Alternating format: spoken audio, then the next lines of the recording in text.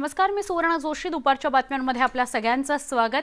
दिवसभरातल्या सगळ्या महत्त्वाच्या घडामोडी, आत्ताच्या काही ठळक बातम्या आम्ही तुमच्यापर्यंत घेऊन आलोय. नामकरणावरून वादात सापडलेल्या घाटकोपर मानखुर्द लिंक रोडवर एका महिन्यात तो बंद करावा लागणार आहे. या पुलावर रोज अपघात होत असून आतापर्यंत अपघातात दोघांनी प्राण गमावलेले आहेत. पावसामुळे या पुलावरील रस्ता निसरडा झालेला आहे, त्यामुळे हा उड्डाण पूल वाहतुकीकरता धोकादायक आहे.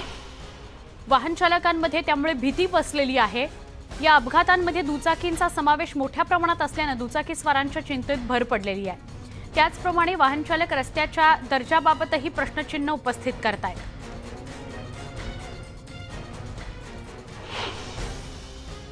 मुंबईतील वाहतुकीची समस्या सोडवण्यासाठी अनेक ठिकाणी पुलांची निर्मिती करण्यात आलेली आहे. घाटकोपर मानखुर्द लिंक रोडवर वीर जिजाबाई भोसले या मार्गावर एक नवीन उड्डाण पूल गेल्या 1 ऑगस्टपासून मुख्यमंत्र्यांच्या हस्ते उद्घाटन करून सुरू करण्यात आला होता, परंतु आज हाच पूल वाहतुकीसाठी बंद करण्यात आल्याचं पाहायला मिळते आहे. मी आता या पुलावरच आहे. या ठिकाणी जे नवी मुंबईकडे जाणारी वाहतूक असते ती प्रचंड वाहतूक कोंडी होत होती आणि त्यावरच या पुलाची निर्मिती करण्यात आली होती. 2.90 किलोमीटर इतका हा पूल आहे, परंतु हा पूल गेल्या काही दिवसापासून या पुलावर अपघातांची संख्या वाढत आहे. तर गेल्या 2 दिवसापासून यावर 2 मोठे अपघात झाले आणि 2 जणांचा जीवसुद्धा या ठिकाणी गेलेला आहे. त्यामुळे हा जो स्मूथ पूल होता त्याच्यावर खरबडी करण्याचं काम पालिकेच्या वतीने हाती घेण्यात आलेलं आहे आणि आज सकाळी 11 वाजेपासून हा पूल वाहतुकीसाठी पूर्णतः बंद करण्यात आलेला आहे. त्यामुळे वाहनांची खालून जाणाऱ्यांची वाहनांची गर्दी होत असल्याचं पाहायला मिळते आहे. हा पूल तसाही पण फक्त हलक्या वाहनांसाठी सुरू करण्यात आला होता. जड वाहनं यावरून जाऊ शकणार नव्हते. तरीसुद्धा या ठिकाणी मोठ्या प्रमाणात अपघात होत आहे आणि एकाच महिन्यामध्ये पुन्हा एकदा या पुलाची डागडुजी करण्याचं काम पालिकेवर आलेलं आहे. त्यामुळे कुठेतरी या पुलाच्या जडणघडणीतच कमतरता राहिल्याचं समोर येत आहे. Video journalist Mohan Dubey, Manoj Kulkarni, news 18 Lokmat, Mumbai. Manoj Kulkarni आमचे प्रतिनिधी आपल्या सोबत आहेत, त्यांच्याशीच अधिक बोलूया. मनोज, हा पूल बंद करण्यात आलाय का? किती कालावधीसाठी बंद करण्यात आलाय आणि त्यामुळे इतर जे सबस्टिट्यूट रस्ते आहेत त्यावर वाहतूक कोंडी होण्याची भीती किंवा शक्यता आहे का? अगदी बरोबर आहे. हा पूल जो आहे, हा जो नवी मुंबई मानखुर्द या ठिकाणी जाणारा जो रस्ता आहे, म्हणजे जी लेन आहे त्या लेन बंद करण्यात आलेली आहे. हॅलो, आवाज येतोय? हो मनोज, तुमचा आवाज येतोय. हा घाटकोपर मानखुर्द लिंक रोडवर जो उड्डाण पूल तयार करण्यात आलेला आहे, तो पूल जो आहे तो आज 11 वाजेपासून बंद करण्यात आलेला आहे.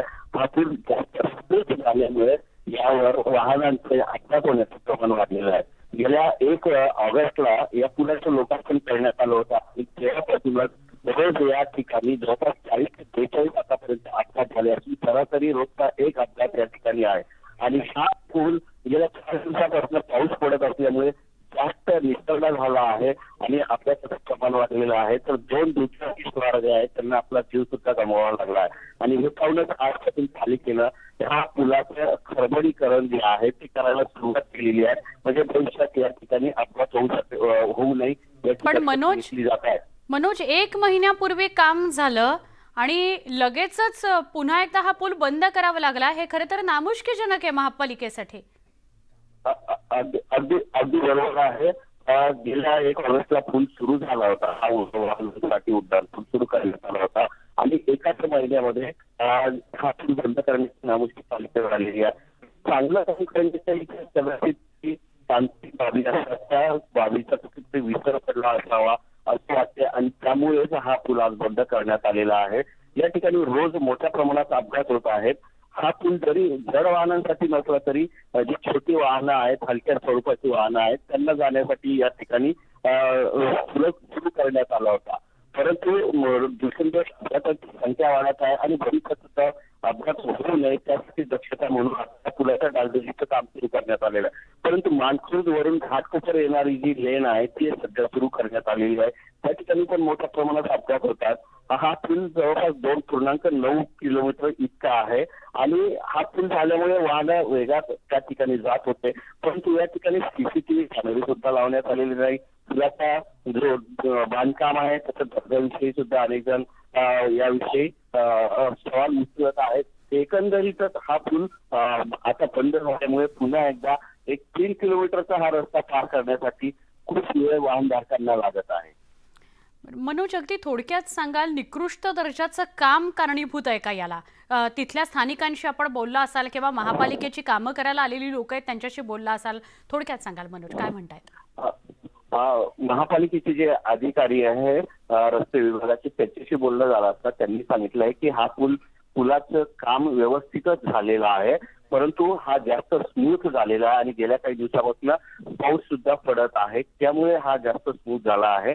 आणि जे वाहनधारक आहेत त्याच्या वेगावर सुद्धा नियंत्रण नसते. त्यामुळे मनोज, सुरुवातीलाच तुम्ही बोलताना असं म्हणालात, स्पष्ट केलं की या रस्त्याचं खडबडीकरण आता सुरू झालेलं आहे किंवा त्याचं काम केलं जात आहे, म्हणजे तो थोडासा खडबडीत केला जातोय जेणेकरून वाहनं घसरणार नाहीत.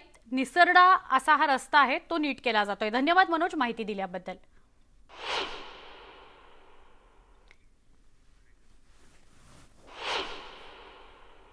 पुढच्या बातमीकडे वळतो. मनसे अध्यक्ष राज ठाकरे यांनी मनपाच्या अधिकारी कल्पिता पिंपळे यांची भेट घेतली, ज्यांच्यावर फेरीवाल्याने हल्ला केलेला होता. फेरीवाल्याकडून झालेल्या जीवघेण्या हल्ल्यामध्ये कल्पिता पिंपळे जखमीही झालेल्या होत्या. त्यांच्या बोटांवर, हाताच्या बोटांवर शस्त्रक्रिया करण्यात आलेली आहे. काही वेळापूर्वीच राज ठाकरे ठाण्यातल्या ज्युपिटर हॉस्पिटलमध्ये पोहोचले आणि कल्पिता पिंपळे यांची भेट घेऊन त्यांनी कल्पिता पिंपळे यांची विचारपूस केलेली आहे.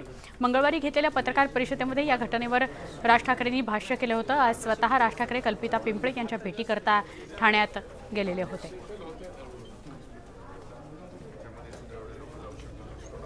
राज ठाकरे, त्यांच्याबरोबर बाळा नांदगावकर दिसत आहेत आणि त्यांचे सगळेच नेते, महत्त्वाचे नेते दिसत आहेत.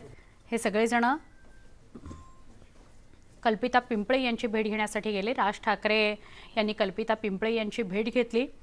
कल्पिता पिंपळेंच्या तब्येतीची विचारपूस केली.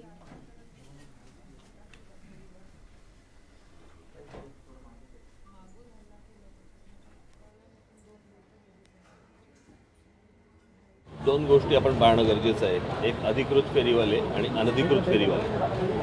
आंदोलन जे होतं ते अनधिकृत फेरीवाल्यांच्या विरोधातलं होतं आणि मी काल जे म्हटलं त्याप्रमाणे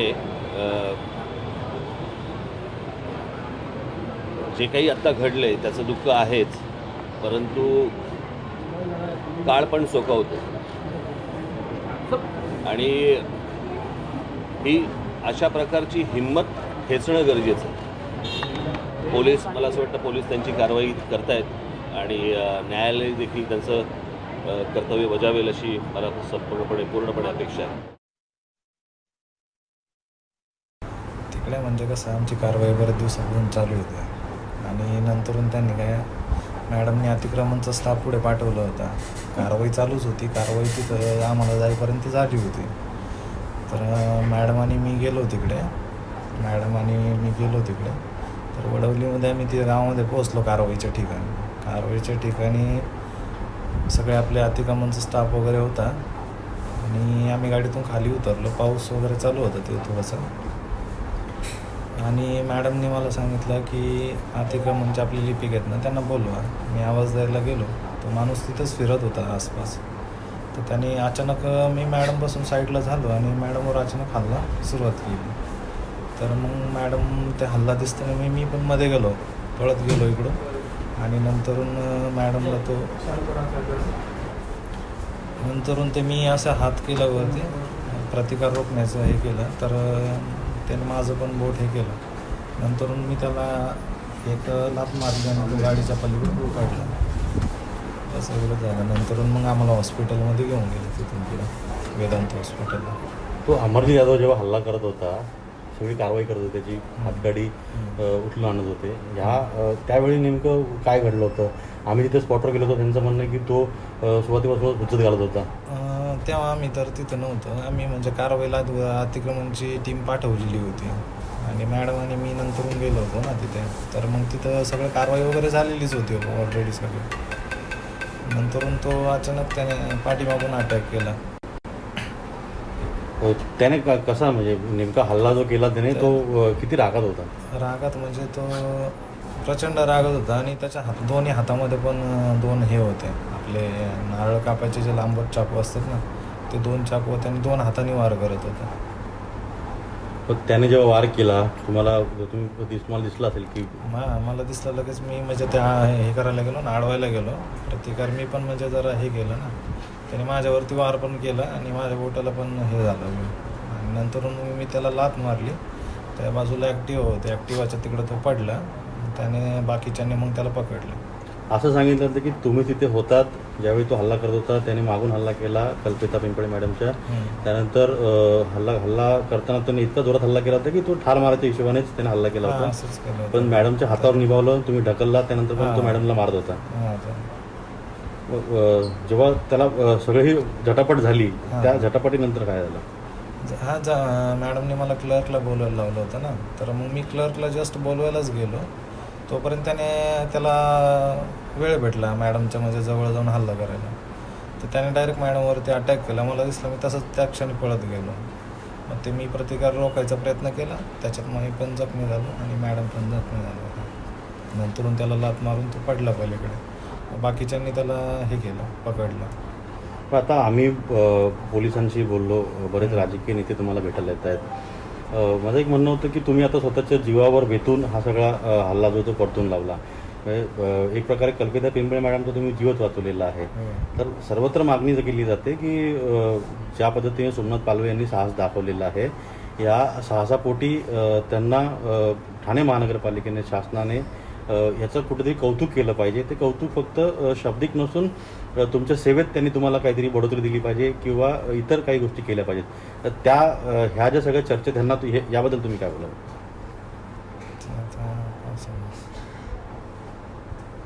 तुम्ही शासनाला काय विनंती कराल? ठाणे महानगरपालिकेला काय विनंती कराल? शासनाने विचार करावा फक्त, बस एवढं काय नाही. तुम्हाला इथे उपचार मिळत आहेत, उपचार कसे मिळत आहेत आणि एकंदर किती वेळ झाला इथे थांबून तुम्हाला, आणि आता पुढे तुम्हाला डिस्चार्ज कधी दिला जाणार आहे, काय सांगितलं? डिस्चार्ज आज भेटणार डॉक्टर बोलले. अजून परत 7 तारखेला ते ड्रेसिंगसाठी वगैरे बोलवलं त्यांनी. आता सेवेत तुम्हाला पुन्हा रुजू व्हायचं आहे. ज्या सेवेत तुम्ही आहात सुरक्षा रक्षक, तिथे अपंगत्व किंवा अधूपणा जो असेल त्यांना तिथे प्रवेश दिला जात नाही. तुम्ही आता कर्तव्य करत असताना तुम्हाला ही इजा झालेली आहे. तुमचं बोट आता जे आहे त्यातला वरचा तुकडा तो तुटलेला आहे. मग ह्या सगळ्या ह्याच्यामध्ये काय वाटतं पुढे माझं कसं होईल, काय होईल? त्याच्यावरती चर्चा करतील काहीतरी. घरच्यांशी काय बोलणं झालं का? घरच्यांनी काही विचारलं होतं का? हे सगळं हल्ला झाल्यानंतर किती वेळा तुमचं घरच्यांशी बोलणं झालं? घरच्यांशी म्हणजे घरच्यांना माहीतच नव्हतं. त्यांनी न्यूज वगैरे वरती बघितलं, त्याच्यामुळे दुसऱ्या दिवशी त्यांना कळलं. आदल्या दिवशी तर काही माहीत नाही झालं त्यांना.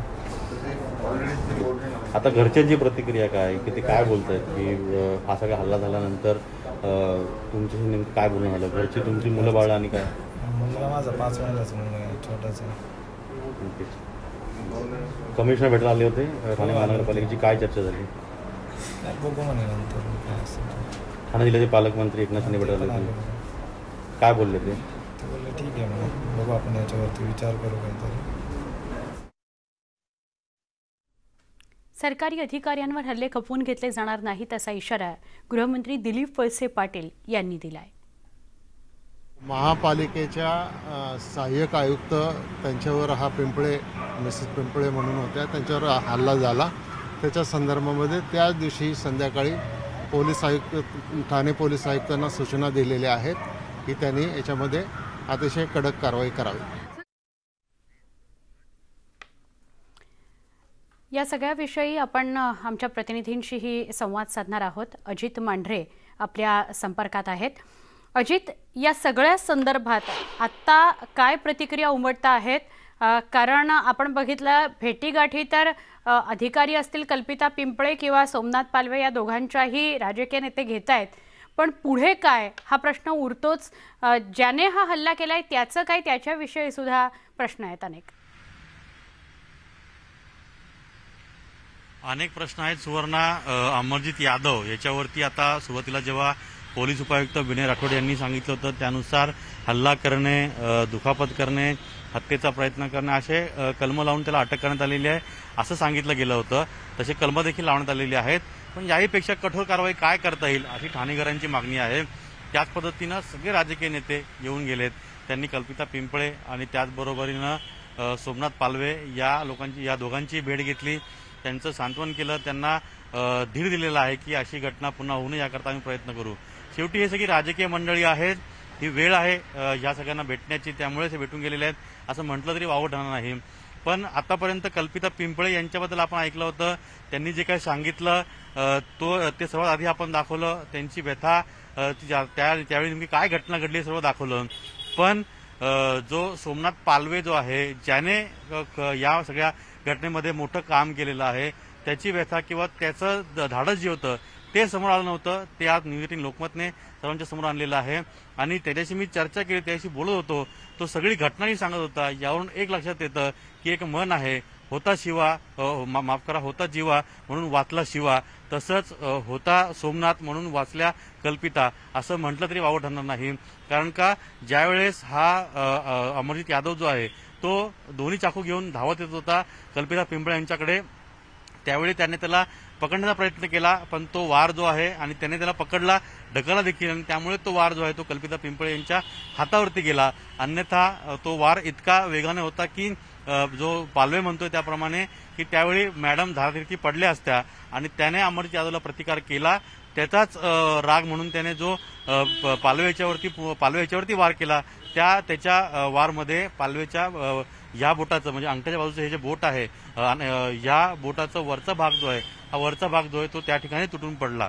म्हणजे जर सोमनाथ पालवे नसता तर त्या ठिकाणी आणखीन अनर्थ घडला असता. कल्पिता पिंपळे यांच्या जीवावर ही सगळी घटना त्या ठिकाणी निभवली असती. त्यामुळे होता पालवे म्हणून वाचल्या कल्पिता असं आता म्हणावं लागेल. आणि सोमनाथ पालवे याच्यावरती सर्वच बाजूने कौतुकाचा वर्ष होतोय. सुवर्ण, एक गोष्ट फक्त मला सांगायची ती म्हणजे सोमनाथ पालवे आता ज्या क्षेत्रामध्ये आहे म्हणजे सुरक्षा रक्षक आहे, सुरक्षा रक्षक म्हणून भरती करताना त्या जो भरती होणारा मुलगा आहे त्याची हाईट किती आहे, त्याचं वजन किती आहे, तो धाव किती शकतो, त्याच्या हातामध्ये गॅप आहे का, पायामध्ये गॅप आहे का, त्याचे हात वाकडेत काय, सगळ्या पूर्णपणे परीक्षा घेतल्या जातात. आणि त्यामुळे थोडं जरी काय आढळलं त्याला रिजेक्ट केलं जातं. त्या सगळ्या परीक्षा पास करून सोमनाथ पालवे या सुरक्षा रक्षक भरतीला होता. आता त्याचा बोट नाहीये, म्हणजे कुठेतरी तो आदू आहे, एक प्रकारे नाही म्हणता तरी तो अपंग आहे. या क्षेत्रामध्ये त्याला पुढे त्रास होऊ नये याकरता ठाणे महानगरपालिकेने त्याच्याकरता त्याच्या परिवाराकरता प्रयोजन केलं पाहिजे की पालवे याला भविष्यामध्ये या आदूपणामुळे कुठलाही त्रास होऊ नये किंवा त्याच्या प्रमोशनमध्ये किंवा कुठल्याही गोष्टीमध्ये त्याला अडथळा निर्माण होऊ नये. ही गोष्ट पालिकेने केली तर खऱ्या अर्थाने पालिकेने या लोकांचं कौतुक केलं असं म्हणावं लागेल. नक्की. ज्या दोन मुद्द्यांविषयी आपण बोललात खूप महत्त्वाचे मुद्दे आहेत आणि अजित आपण पण या सगळ्याचा पाठपुरावा करूच. मात्र त्याचबरोबर एक महत्त्वाचा मुद्दा ज्याचा उल्लेख अजित कालपासून आपण करता आहात तो असा की या आधी सुद्धा हात उगारणे, अंगावर धावून जाणे किंवा आपली दादागिरी दाखवणे असा प्रकार या फेरीवाल्याने केलेला होता. तेव्हा तो सुटला किंवा त्याच्यावर कारवाई झाली नाही, म्हणून इतकी भयंकर घटना कल्पिता पिंपळे यांच्याविषयी घडली.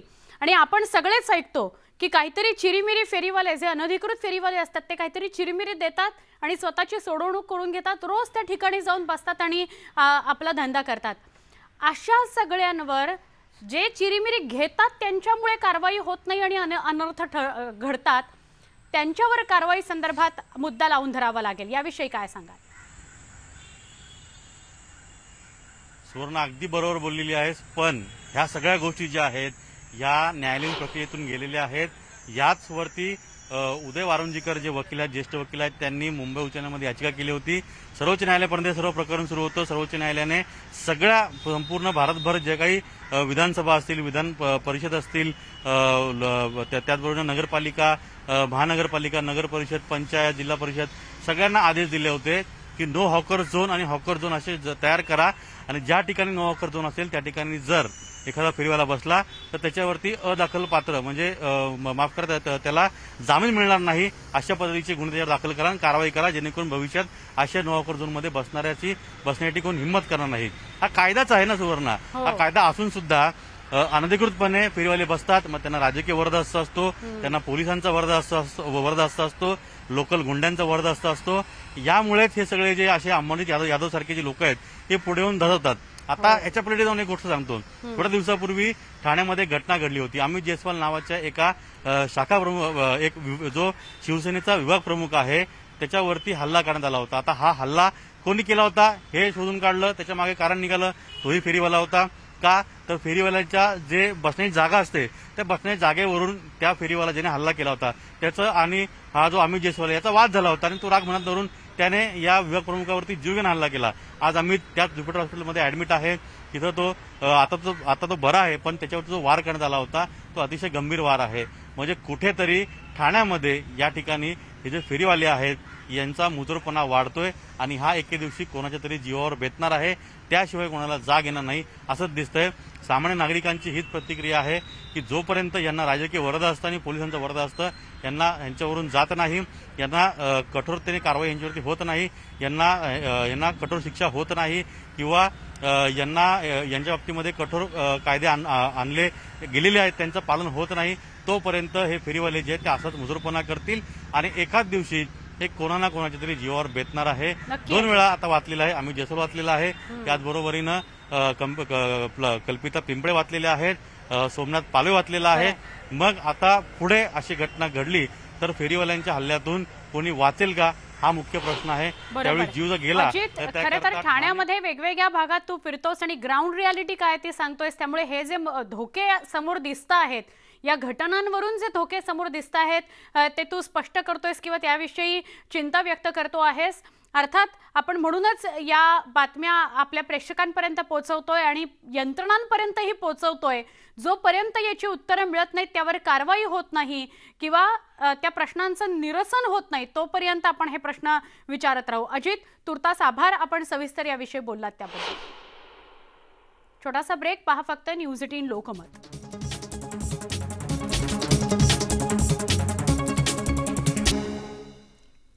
दुपारच्या बातम्यांमध्ये पुन्हा एकदा स्वागत। रत्नागिरी जिल्ह्यातील खालचा चांदिवणे या गावाला रस्ताच नाहीये, त्यामुळे ग्रामस्थांचे हाल होत आहेत।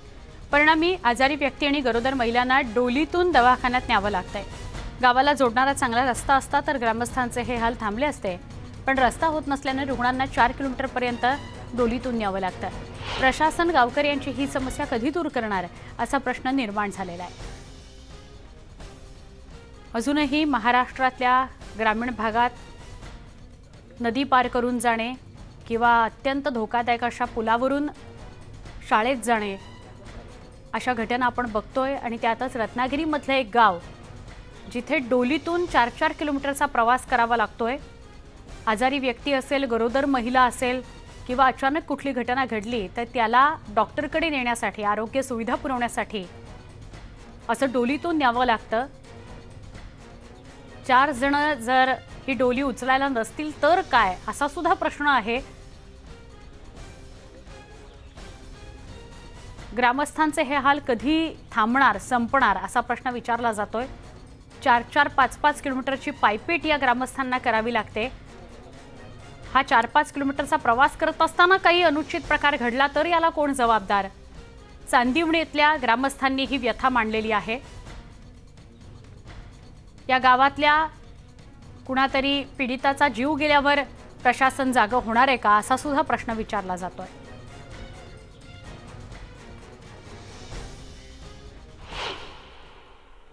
बातमी आता 40 गावातली। 40गाव शहरातील सगळ्या बाजारपेठा काल पुराच्या पाण्याखाली गेलेल्या होत्या। दुकानांमध्ये पाणी शिरलं, त्यामुळे साडी विक्रेते, किराणा दुकानदार, भांडी व्यावसायिक यासह पूजा साहित्य विक्रेते अशा अनेक छोट्या मोठ्या व्यावसायिकांचं अतोनात नुकसान झालेलं आहे। यासोबतच सगळ्या ठिकाणी चिखलच चिखल पसरलेला आहे। सध्या नागरिकांकडून साफसफाईचं काम केलं जातंय, चिखल बाहेर काढण्याचं काम केलं जातंय। या सगळ्याविषयी अधिक जाणून घेऊया आमचे प्रतिनिधी लक्ष्मण घाटोळ यांच्याकडून।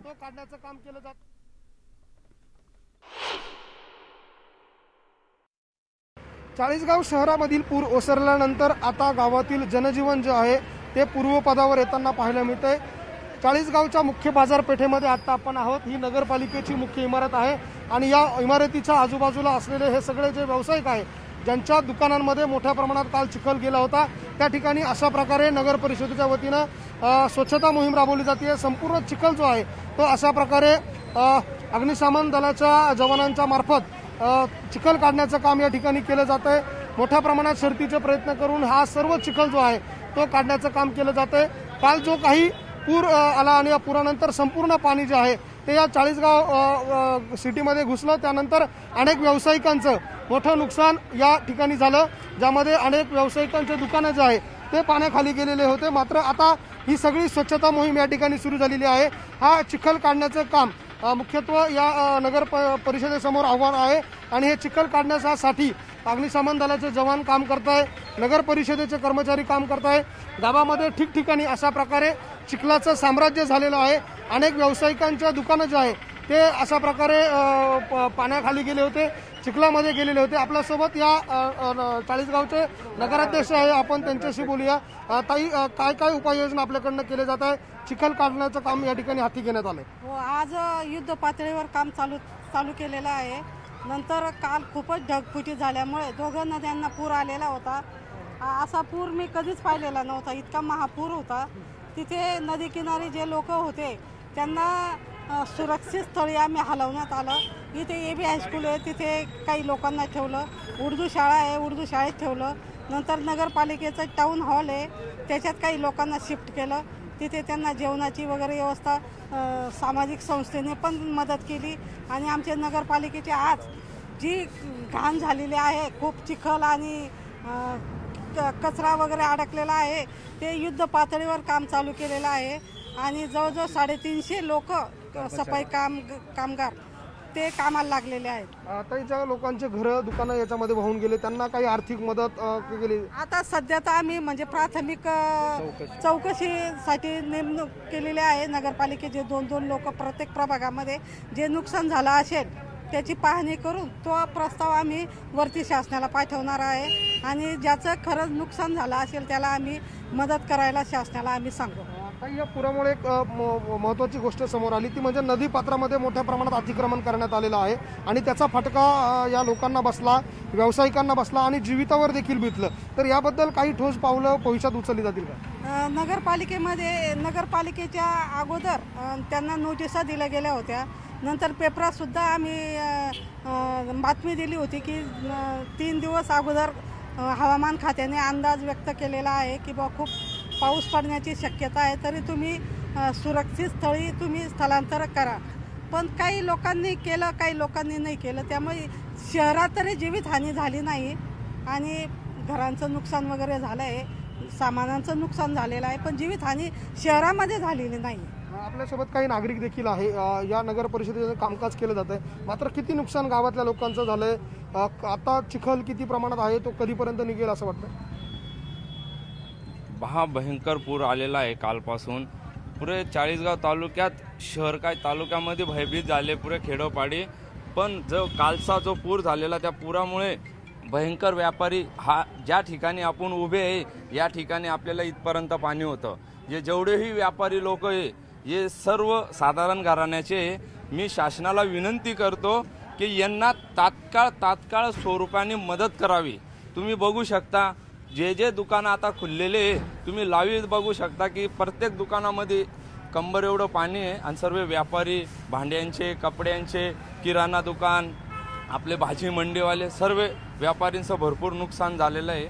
मोठ्या प्रमाणात नुकसान या भागातलं झालेलं आहे असं नागरिक सांगताय, अधिकारी सांगताय। आपण आणखी काही या ठिकाणचे नागरिक आहेत त्यांच्याशी बोलूया। दादा, काय नुकसान झालेलं आहे, आता काय उपाययोजना करणं गरजेचं आहे? बरं, आता कालची जर परिस्थिती पाहिली, कालची परिस्थिती अतिशय विदारक आणि पूर परिस्थिती जबरदस्त होती।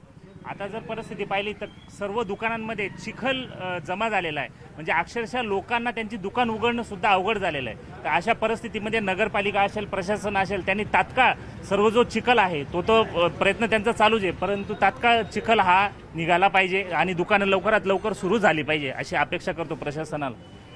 आपण बघतोय ह्या दुकानांमध्ये जो चिखल गेलेला आहे ते काढण्याचं मोठं आव्हान नगर परिषदेसमोर आहे। मात्र जे नुकसान या ठिकाणच्या व्यापाऱ्यांचं झालंय, दुकानदारांचं झालंय, त्यांना तातडीनं शासनानं मदत देणं गरजेचं आहे। या सर्वसामान्य दुकानदार आहे ज्यांचा व्यवसाय जो आहे तो असं छोटे मोठे व्यवसाय आहे, मात्र या पावसामुळे, पुरामुळे दुकानांमधलं सगळं साहित्य जे आहे त्याचं नुकसान झालेलं आहे। त्यामुळे तातडीने मदत मिळाली तर त्यांना पुन्हा एकदा या ठिकाणी उभं राहता येईल अशी परिस्थिती चाळीसगावमध्ये आहे। हेमंत बागुलसह लक्ष्मण घाटोळ, न्यूज 18 लोकमत, चाळीसगाव। चाळीसगावातल्या या पुरानंतर तिथलं जनजीवन पूर्वपदावर येत आहे, हळूहळू पूर्वपदावर येत आहे. बाजारपेठांमध्ये शिरलेलं पाणी ओसरलंय. मात्र पुरामुळे वाहून आलेला चिखल, कचरा, मृत जनावरं यामुळे शहरात सर्वदूर दुर्गंधी आणि घाणीचं साम्राज्य पसरलंय. त्यामुळे चाळीसगावकरांचं आरोग्य धोक्यात आलंय. चाळीसगावकरांच्या आरोग्याकरता शेकडो सफाई कर्मचारी या घाणीत उतरून साफसफाई करतायत. स्वतःचा जीव धोक्यात घालून नागरिकांच्या आरोग्याकरता रस्त्यावर उतरलेल्या या स्वच्छता कर्मचाऱ्यांच्या कामाचा आढावा घेतला आमचे प्रतिनिधी लक्ष्मण घाटोळ यांनी. चाळीसगावमधील पूर परिस्थिती ओसरल्यानंतर आता या ठिकाणचं घाणीचं साम्राज्य दूर करण्याची जबाबदारी ज्या स्वच्छता कर्मचाऱ्यांवर आहे ते कर्मचारी अशा प्रकारे चाळीसगावमधील स्वच्छतेचं काम करताय.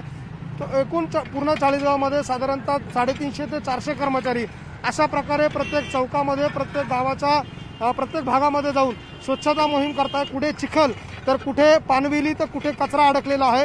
हा सगळा कचरा साफ करण्याचं काम या कर्मचाऱ्यांकडून केलं जात आहे. हे काम करणारे सगळे कर्मचारी अधिकारी आपल्याबरोबर आहे. कशा प्रकारे हे कामकाज आता सुरू आहे आपल्याकडनं आणि किती कर्मचारी काम करत आहेत? जवळजवळ सर 350 कर्मचारी या ठिकाणी काम करत आहेत.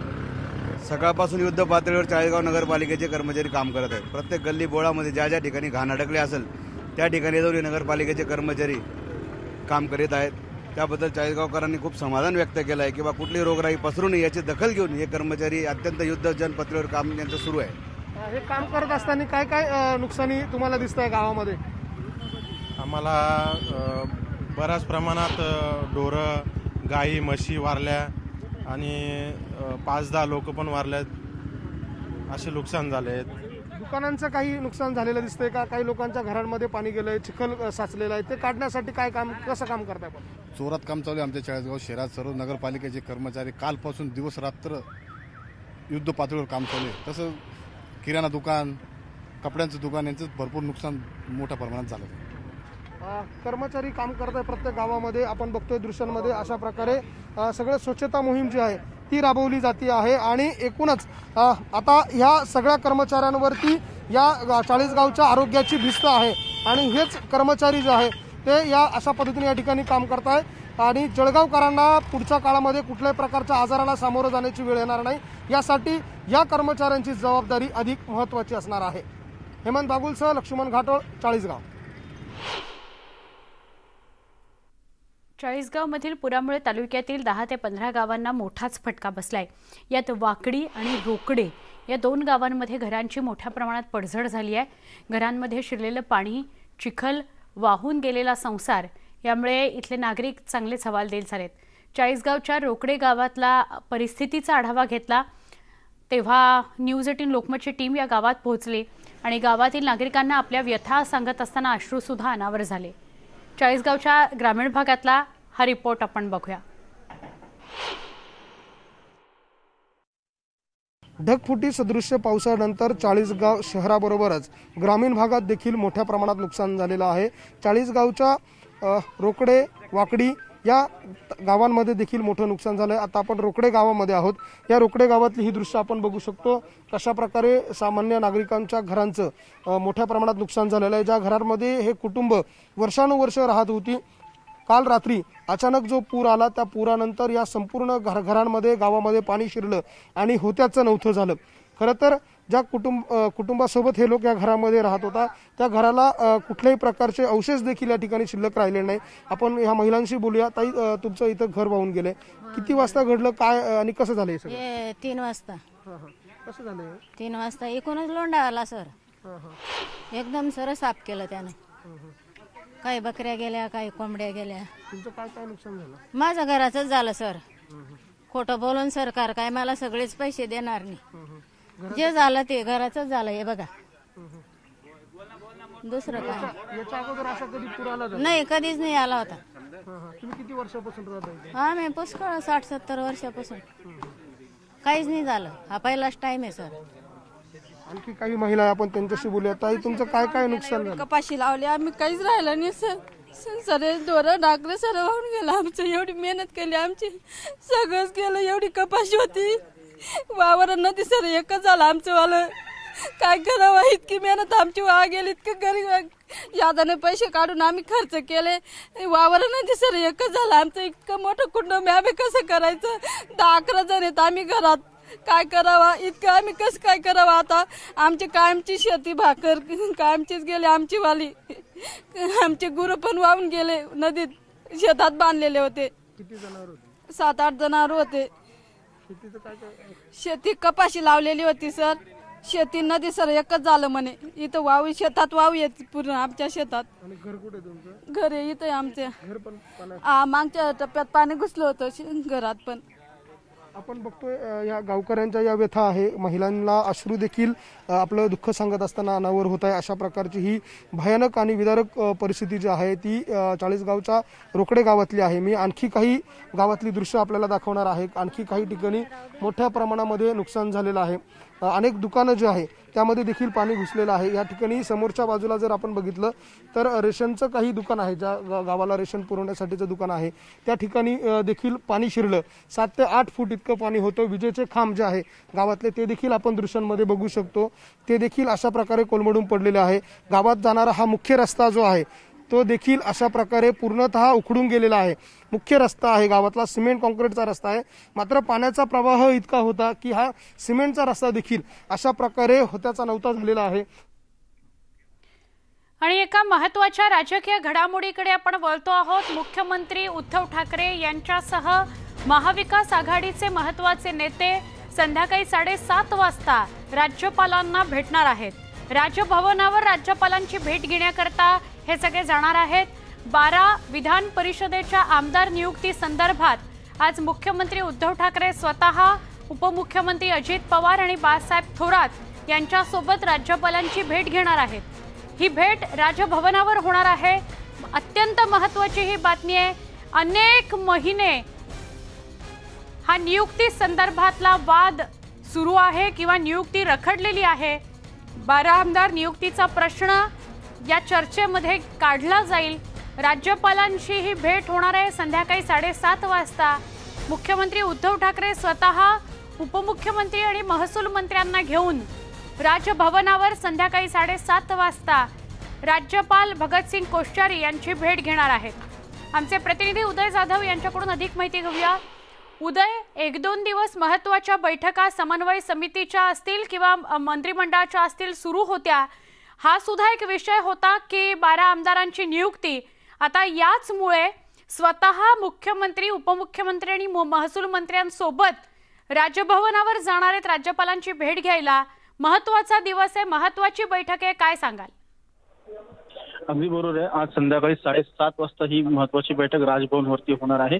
मुख्यमंत्री उद्धव ही बैठक होणार आहे. 15 ऑगस्ट रोजी ध्वजवंदनाच्या वेळेला राज्यपाल भगतसिंग कोश्यारी आणि मुख्यमंत्री उद्धव ठाकरे यांची महत्त्वाची भेट झाली होती. या भेटीच्या वेळेला त्यांनी चहापानाचं निमंत्रण दिलं होतं राज्यपालांनी मुख्यमंत्र्यांना. त्यानुसार मुख्यमंत्री उद्धव ठाकरे जाणार आहेत. मात्र ही फक्त नाही आहे. महाविकास आघाडीचे विधान परिषद नियुक्त जे राज्यपाल नियुक्त जे 12 आमदार आहेत त्यांचा प्रलंबित प्रश्न अजूनही रेंगाळलेला आहे. तो प्रश्न तात्काळ आणि लवकरात लवकर सोडवावा या मागणीसाठीच मुख्यमंत्री उद्धव ठाकरे, उपमुख्यमंत्री अजित पवार आणि महसूल मंत्री बाळासाहेब थोरात हे आज राजभवनवरती संध्याकाळी 7:30 वाजता जाणार आहेत. राज्यपालांना भेटणार आहेत. तिथे कार्यक्रम होईल, सदिच्छा भेटी होती. नक्की उदय, धन्यवाद. तुर्तास आपण सविस्तर माहिती दिलीत, पण सलग आपला आवाज आमच्यापर्यंत पोहोचत नव्हता. उदय ज्याप्रमाणे माहिती देत होते, गेली अनेक महिने 12 आमदारांच्या नियुक्तीचा प्रश्न प्रलंबित आहे.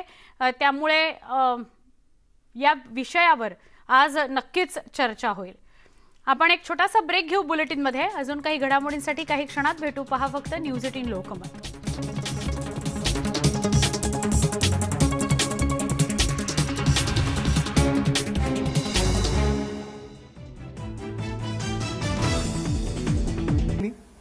एक तर सर्वात महत्त्वाचं म्हणजे आपण बघितलं असेल कॅबिनेटच्या आधी आमच्या MPCBचं Twitter handle, social media handle सगळे आम्ही आज सुरुवात केलेली आहे, जेणेकरून माहिती प्रदूषण नियंत्रणाची असेल, थोडा फीडबॅक असेल, आपण देखील टॅग करू शकता. जसं मुंबई महानगरपालिकेचं आहे, मुंबई पोलिसांचं, इतर पोलीस यंत्रणेचं आहे, तसंच ट्विटर हँडल आणि इंस्टाग्राम हँडल आम्ही सुरुवात केलेली आहे. हे करत असताना आपण बघत असाल की सगळीकडेच वातावरणीय बदल म्हणजे क्लायमेट चेंज ह्याच्यावर चर्चा मोठ्या संख्येत होत असते. COP26 येत आहे, वेगळ्या वेगळ्या कॉन्फरन्सेस होत आहेत आणि एकंदरच महाराष्ट्रात गेले 10 वर्ष आणि मागची 5-6 वर्षांमध्ये जेवढं वातावरण बदलत आहे, मग पावसाचे दिवस कमी होत असतील, पावसाचा जो काही एक अनुमान असतो तो कदाचित लागत नाही, जेव्हा पाऊस पडतो तेव्हा पाऊस कोसळत असतो, थंडी जी एरवी पडायची ती गेलेली आहे, उष्णता वाढत चाललेली आहे. ह्या वातावरणीय बदलवर जे इम्पॅक्ट्स होत आहेत आपल्या पूर्ण देशावर असतील, जगावर असतील, आपल्या राज्यावर असेल. मागच्या महिन्यात एक IPCC नावाची संस्था आहे, इंटर गव्हर्नमेंटल पॅनल आहे, त्याचा एक रिपोर्ट आलेला.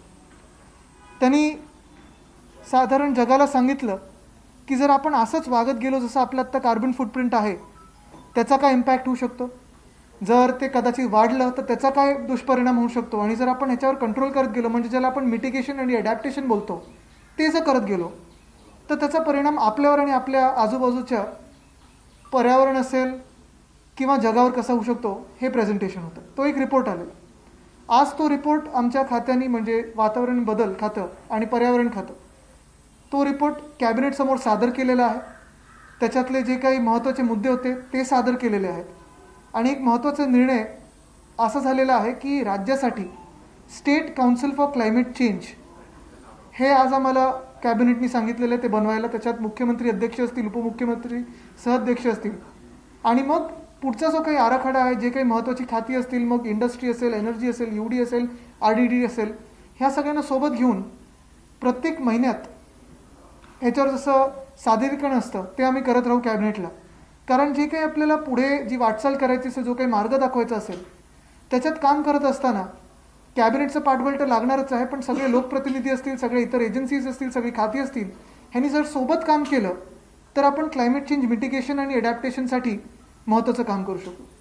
ह्याच्यावर जसं एक मुख्य निर्णय घेतला गेला तसंच दुसरी सूचना अशीच होती की सस्टेनेबल डेव्हलपमेंट गोल्स 2030 जे आपण करतच असतो, म्हणजे महाराष्ट्र म्हणून, राज्य म्हणून आपण मला वाटतं पहिल्या 3 मध्ये आहोत. नीती आयोगाचा मध्यंतरी रिपोर्ट आलेला, त्याच्यासाठी देखील जेव्हा आम्ही कॅबिनेट नोट्स मूव्ह करत असतो, हे सगळे ह्या शाश्वत विकासाच्याच ध्येयाने आपण कॅबिनेट नोट्स मूव्ह करतो, त्याचे निर्णय होत असतात.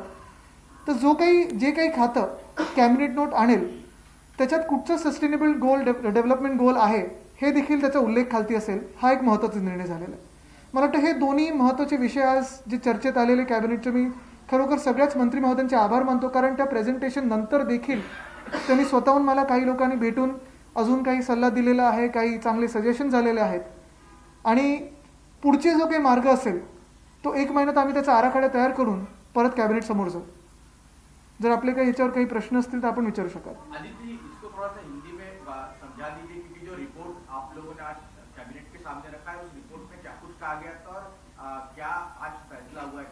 क्लाइमेट चेंज अगर आप देख रहे हो, only 2 more languages, right? I hope there's no one from a foreign language out here. Climate change ये एक बड़ा मसला है. ये जो मसला है उसका हल हम सभी लोग देख रहे हैं कि कैसे निकाला जाए. IPCC का जो रिपोर्ट आया था अगस्त में, वही प्रेजेंटेशन हमने, उसका सारांश जो है वो कैबिनेट के सामने सादर किया. कैबिनेट ने बहुत इंटरेस्ट से, बहुत एक रुचि लेके उसमें काफ़ी सारे हमें सलाह मशवरा की बात हुई, फिर उसमें हमें काफ़ी सारे सजेशंस आए हैं. 1 महीने के अंदर हम कैबिनेट के सामने वापस जाएंगे और जो भी एक एक्शन प्लान होता है वो बनाने के लिए हमें कैबिनेट ने कहा है. और दूसरी चीज़ ये है कि हमने आज ये निर्णय लिया है कि राज्य में state council for climate change ये बनाया जाए. CM साहब और DCM साहब अध्यक्ष सहअध्यक्ष रहेंगे और हम सारे जो अलग अलग इंडस्ट्री डिपार्टमेंट हो, UD हो, RDD हो, एनवायरनमेंट हो, इसके सहभाग में रहेंगे. सर, जो आपने रिपोर्ट का जिक्र किया है, बेसिकली उस रिपोर्ट में ऐसी क्या महत्वपूर्ण बातें हैं? रिपोर्ट ये सभी को मालूम है, क्योंकि अगर आप देखें तो वातावरणीय बदल ये हमारे सामने हो रहा है, आंखों के सामने हो रहा है. कभी आप देखते हो कि बारिश ज़्यादा होती है, कभी उष्णता बढ़ती जाती है. तो ये सारी चीज़ें अगर आप देखें तो क्लाइमेट चेंज ये हो रहा है, ये सत्य है और इस सत्य को कोई नकार नहीं सकता.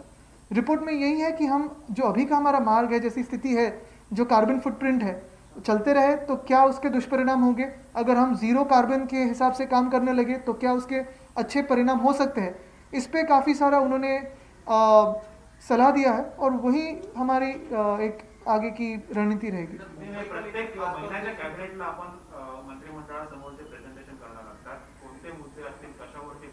ह्याच्यात आपण बघत असाल की प्रत्येक कॅबिनेट समोर हल्ली कोविडचं एक प्रेझेंटेशन असतं आणि पीक पाणीचं असतंच असतं महाराष्ट्रात.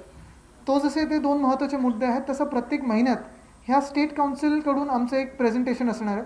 कारण प्रत्येक महिन्यात जे काही आपण बघतो की जे काही वेगळे इव्हेंट्स, कधी लँडस्लाईड होते, कधी नवीन एखादी इंडस्ट्री येईल, कधी आपण कुठेतरी वनीकरण करू, हे सगळं होत असताना आपलं कार्बन फुटप्रिंट आपण किती बॅलन्स करतोय आणि जो काही आराखडा पुढच्या महिन्यात आम्ही कॅबिनेटसमोर नेणार आहोत, त्या आराखड्याला पकडून आपण किती काम केलेलं आहे हे देखील त्याच्यात सादरीकरण होईल.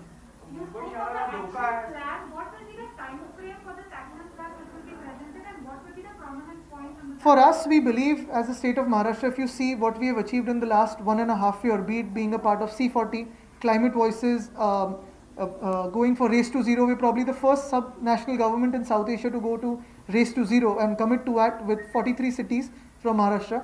We believe that this is a climate emergency. Although largely it is believed that this is the last decade for any climate mitigation or adaptation plans, I have a personal and firm belief that we do not have the luxury of time. We have to act and act soon. We've already started acting, be it our urban tree policy, be it the EV policy, be it multiple other things like protecting RA as a forest, 9,800 hectares of mangroves coming under the Section 20 of Indian Forest Act. We have started with multiple actions at the same time. Within a span of 1 month, we will be having interdepartmental conferences where we will finalize the goals of our government for climate change mitigation and adaptation and bring it to the cabinet again.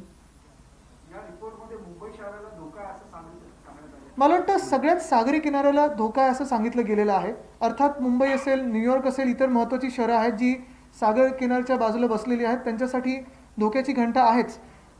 कारण 2-4 गोष्टी आहेत. एक तर अंतर्गत धोका असा आहे की आपल्या आता जे काही मी सांगते सतत वातावरण बदल म्हणजे काय, ते एक आपला थोडा गैरसमज असतो की नॉर्थ पोल आणि साऊथ पोल वितळत आहे आणि हिमालयातले ग्लेशियर कमी होत आहेत. पण आता जो आपल्याकडे पाऊस पडत आहे किंवा उष्णता वाढत आहे, थंडी कमी झालेली आहे, महिने बदललेले आहेत. मागच्या वर्षी आपल्याला ह्याच वर्षी आठवतं जानेवारीमध्ये आपल्याकडे पाऊस पडला. ह्या सगळ्या ज्या गोष्टी होत आहेत, तो धोका नुसतं पाणी समुद्राचं वाढतंय ह्यानी नाही आहे, तर इतर सगळीकडूनच जे काही संकट येत आहे क्लायमेटचं आपल्यावर आणि आपण जे निर्माण केलेलं आहे, तो एक मोठा धोका आहे. आपण बघत असाल जिथे जिथे लँडस्लाईड पण झालेली 2-3 ठिकाणी, जिथे मुंबईत आपण सोबत आलेले सगळे, तो वेग एवढा होता पाण्याचा की ती भिंत फोडून पाणी बाहेर आलेलं आहे. म्हणजे हे सगळं आपल्या डोळ्यात देखत होत असताना आपण काही ना काहीतरी करणं गरजेचं आहे आणि ते काही ना काहीतरी करणं सायंटिफिकली बरोबर करणं ह्याच्यावर आमचं जास्ती पूर्ण जोर राहील.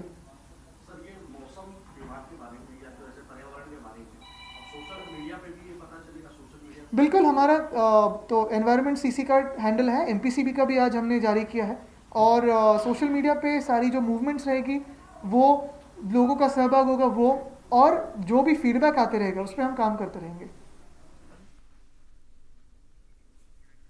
आदित्य ठाकरे यांची पर्यावरणाशी निगडीत पत्रकार परिषद आपण ऐकत पाहत होतो. बुलेटिनमध्ये पुन्हा एक छोटासा ब्रेक घेऊया, लगेच भेटणार. पहा फळत न्यूज 18 लोकमत.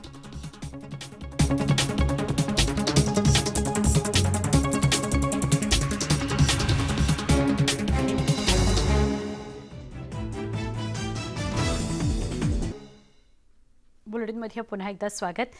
137 वर्ष जुनी परंपरा असलेल्या मारबत महोत्सवात नागपूरची सांस्कृतिक ओळख या मारबत महोत्सवात बघायला मिळते. मात्र यावर्षी या उत्सवावर कोरोनाचं सावट आहे. काल संध्याकाळपासून या उत्सवाला विधिवत सुरुवात झाली. पुढे 1 आठवडा हा महोत्सव चालणार आहे. पोळ्याच्या पाडव्याला मारबतची मोठी मिरवणूक नागपूर शहरात फिरत असते. या मिरवणुकीत पिवळी मराबत, काळी मराबत आणि चालू वर्षातील वेगवेगळ्या घटना तसंच व्यक्तींचा निषेध करणारे बडगे हे या मिरवणुकीचं आकर्षणाचं केंद्र असतं. पण कोरोनाच्या सावटामुळे संक्रमणाची भीती असल्याने यावर्षी प्रशासनानं मिरवणुकीवर बंदी घातलेली आहे. महोत्सव आटोपता घेण्याच्या सूचना केल्या गेलेल्या आहेत. तर आयोजक मिरवणूक नाही पण मारबतच्या दहनावर ठाम आहेत. नागपूरच्या पिवळ्या मारबतचा आढावा घेत मारबत महोत्सवाची ऐतिहासिक पार्श्वभूमी जाणून घेतली आमचे नागपूरचे प्रतिनिधी तुषार कोहळे यांनी. मारबत महोत्सव ही नागपूरची ओळख आणि परंपरा आहे. 137 वर्ष ही जुनी परंपरा असून यावर्षी मात्र या परंपरेवर कोविडचं सावट आहे. सध्या आम्ही पिवळी मारबत इथे आहे. आपण बघू शकतो की आजपासनं म्हणजे काल रात्री सायंकाळपासनं या प्रक्रियेला सुरुवात झालेली आहे. 1 आठवडा ही संपूर्ण मारबत या गोळीबार परिसरामध्ये राहते आणि या ठिकाणी त्यांची 1 आठवडा पूजापाठ विधिवत केली जाते आणि त्यानंतर मंत्री अमित देशमुख यांची पत्रकार परिषद थेट प्रक्षेपण. उर्वरित जिल्ह्यामध्ये जिथे अजूनही वैद्यकीय महाविद्यालय रुग्णालय सुरू झालेले नाही अशा जिल्ह्यांमध्ये या योजनेचा आम्हाला उपयोग होईल आणि भारत सरकारनं अशीच योजना काही काळापूर्वी मंजूर केली. नीती आयोगाच्या शिफारशीनुसार खाजगी संस्था आणि खाजगी रुग्णालय चालवणारे जी मंडळी आहे त्यांना यामध्ये सामावून घेऊन शिक्षणाचा दर्जा आणि रुग्णसेवेचा दर्जा आणखी आपल्याला कसा वाढवता येईल या संदर्भामध्ये ही योजना आज महाराष्ट्राच्या मंत्रिमंडळाने मंजूर केलेली आहे आणि आम्हाला विश्वास आहे की महाराष्ट्रामध्ये कोरोनाच्या पार्श्वभूमीवर जी आवश्यकता किंवा जी गरज ही आपल्या पुढे उभी राहिली ती गरज देखील पूर्ण करण्यासंदर्भामध्ये याची मदत होईल. डॉक्टरांची संख्या, नर्सची संख्या, पॅरामेडिक्सची संख्या, सुपर स्पेशलिस्टची संख्या जी महाराष्ट्रामध्ये आपल्याला येणाऱ्या काळामध्ये आवश्यक आहे किंवा जो गॅप यामध्ये आपल्याला दिसून येतो तो भरून निघण्यामध्ये या संदर्भाने आपल्याला याची मदत होईल. आपल्या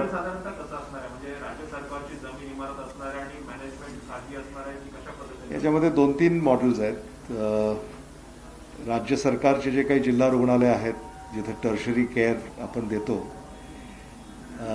त्यांचं सुद्धा श्रेणीवर्धन त्या ठिकाणी करण्याची योजना आहे आणि त्याचं अपग्रेडेशन, त्याचं मॉडर्नायझेशन आणि त्याला संलग्न असं वैद्यकीय महाविद्यालय असं उभारण्याची ही योजना आहे. त्याचबरोबर एखाद्या जिल्हा रुग्णालयामध्ये काही वर्षासाठी संलग्नता घेऊन तिथं वैद्यकीय महाविद्यालय सुरू करणे, त्याचबरोबर रुग्णालय तिथं उभं करणे आणि एक नवी व्यवस्था, आधुनिक अशी व्यवस्था जी म्हणजे अगदी जागतिक मानके परिपूर्ण करू शकेल अशा व्यवस्था जिल्ह्याच्या ठिकाणी उभ्या होतील असा आमचा मानस आहे.